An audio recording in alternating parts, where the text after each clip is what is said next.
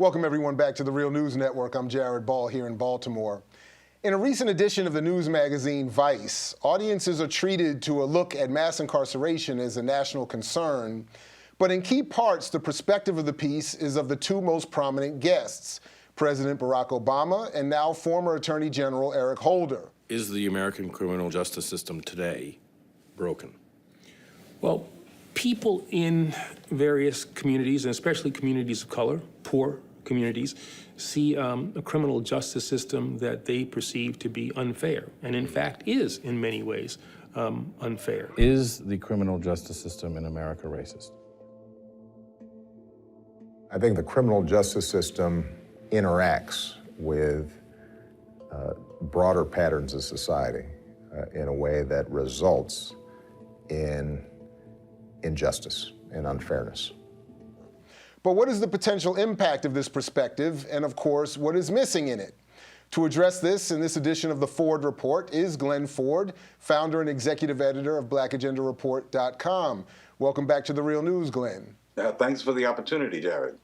So having had a chance to look at least some of this Vice documentary and the comments made by President Obama and former Attorney General Eric Holder, what do you think of what they've had to say? And I'll even ask initially, why do you think that they were even there visiting this prison and taking these interviews with Vice? Well, there's no question that Eric Holder and President Obama have taken a higher profile stance and posture relating to the criminal justice system in recent years.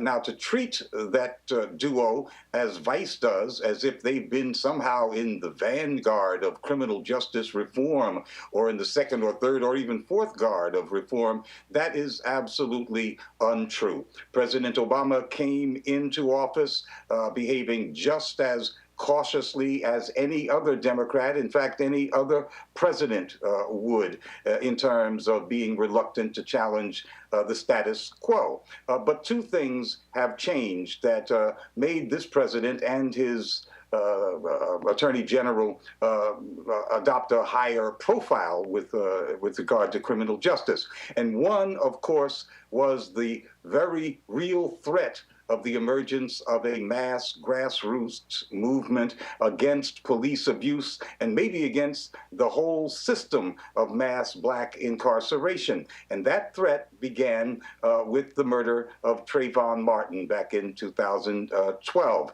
And then it caught fire again in Ferguson. So, of course, there was a response to this mass kind of upswelling of emotion by the president.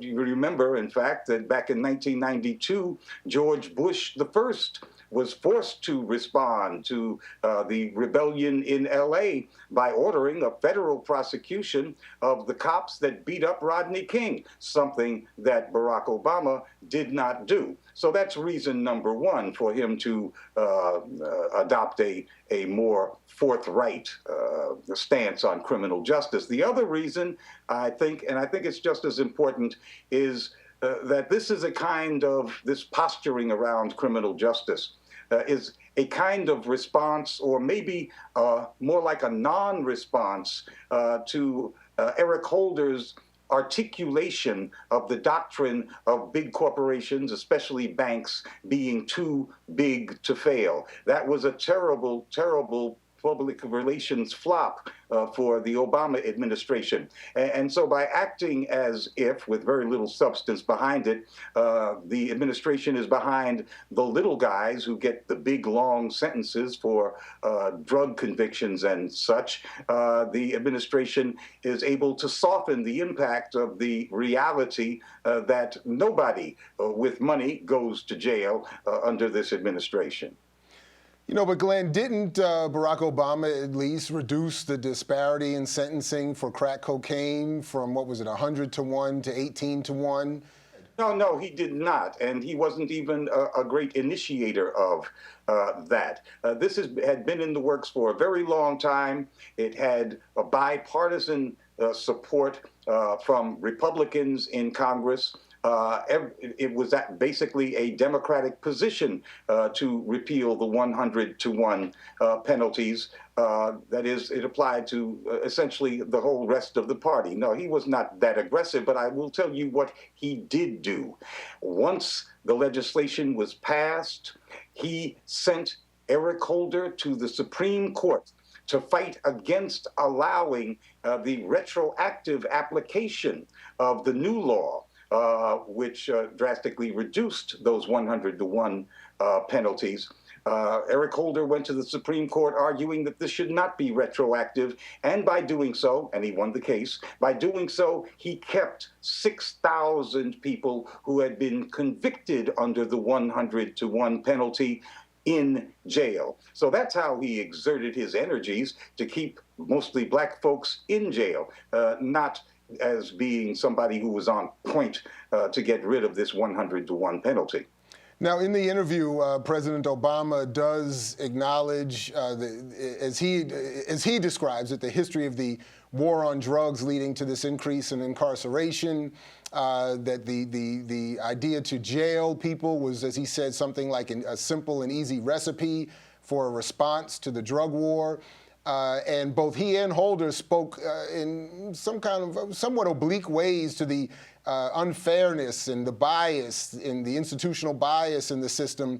But when asked point blank, is the system racist, he would not directly answer the question. As I said, he sort of talked about it in terms of more vague injustice and unfairness and institutional bias.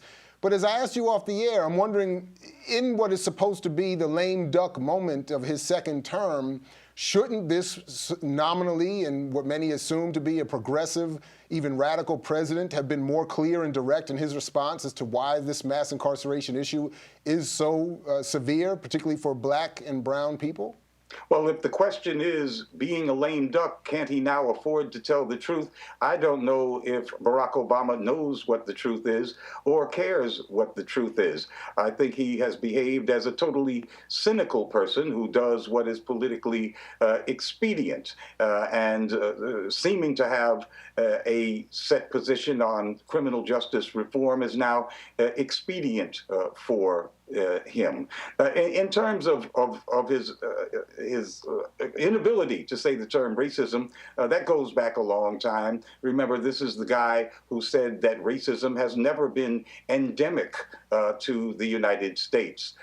So, you know, this is, of course, not surprising. But the whole conversation they've been having about the advent of this mass black incarceration regime, which they don't call that, as somehow being a product of the war on drugs. That's really not the case. It gets it backward.